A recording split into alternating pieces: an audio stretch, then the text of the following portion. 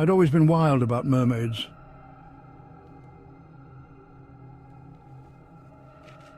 Yes, one of those children swept up in the fantasy of everything underwater, from movies to TV shows, books to stories. I was drawn to the depths, captivated by the sea's mystery.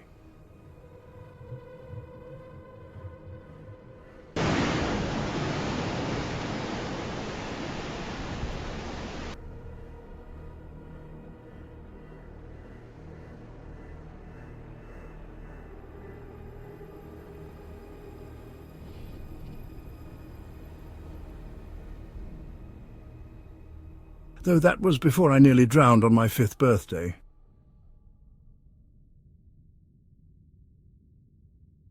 That experience changed everything. From that point on, I developed a stubborn fear of water. I couldn't even bring myself to dip a toe into the shallow end, yet I still yearned to understand it, that hidden world below. Mum thought I was peculiar, probably a bit unhinged, but it was a fascination that never quite went away. Water was my paradox, a thing I feared yet longed to be part of, a fascination I held close, even while keeping it at a safe distance. The near drowning itself is a shadowy memory now. I can only recall flashes, a stifling feeling in my chest, a desperate clawing for air as the deep end of our neighbour's pool seemed to pull me under.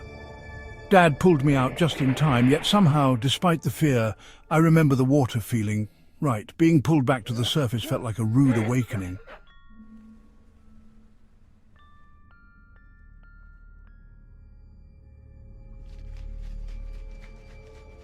After that, water was both a friend and a threat. I wouldn't touch a pool, insisted on ankle-deep baths, and timed my hand-washing like a countdown. Still, water enchanted me. The shimmering stillness and soft trickle could soothe me. And then I discovered mermaids, creatures who could breathe underwater, who made a home in the depths. I envied their freedom. So I spent years watching mermaid movies, dreaming of transformations and undersea kingdoms, always hoping to be one with the sea. I thought my dad understood this passion.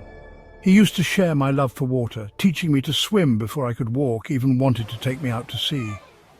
My brother Harvey was a different story. He was older, 5 years my senior, and water wasn't his friend.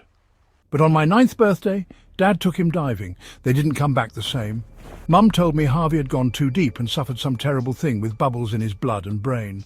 I never fully understood, but she demonstrated with a grape and our soda stream, and that awful image stuck with me.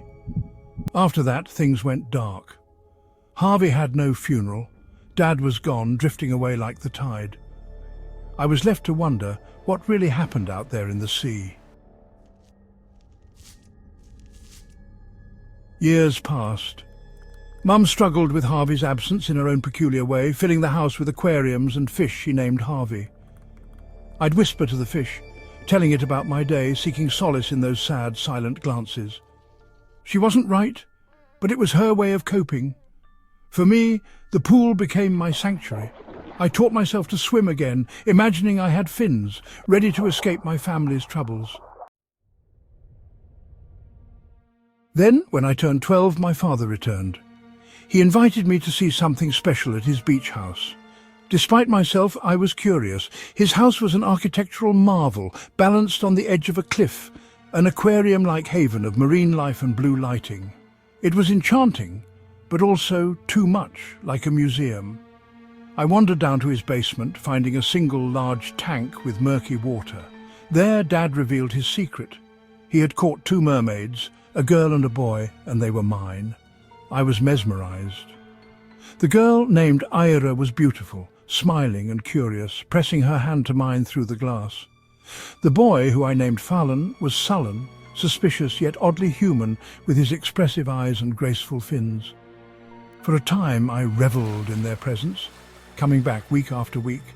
Yet as I grew older, the fantasy began to fray at the edges. The way they looked at me, the way Fallon gestured to me as if inviting me into the tank, began to unsettle me. Years later, curiosity brought me back to my father's beach house.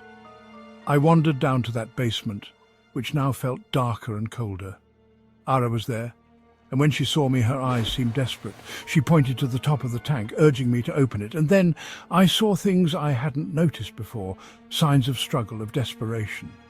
Then the horror hit me. The things in my father's basement weren't mermaids, they were human. I found belongings in boxes, items that belonged to real people, college IDs, clothes, personal effects. I realized with sickening dread that my father had transformed them, mutilating their bodies to match my childhood fantasy. My father's voice echoed down the stairs, and I hid, trembling as I watched him drag another person to the tank. The merman, barely alive, lay limp in my father's arms, legs twisted grotesquely into a mockery of a tail. My father slit his throat and dumped him into the tank, where he sank lifeless. Ira, or what was left of her humanity, cradled him as if knowing his pain.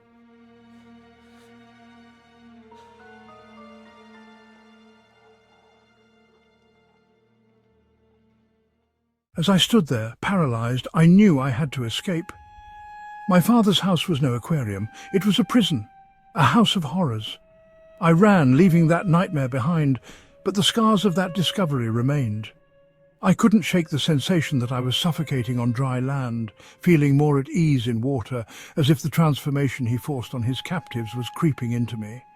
And so I reach out, desperate for someone to help.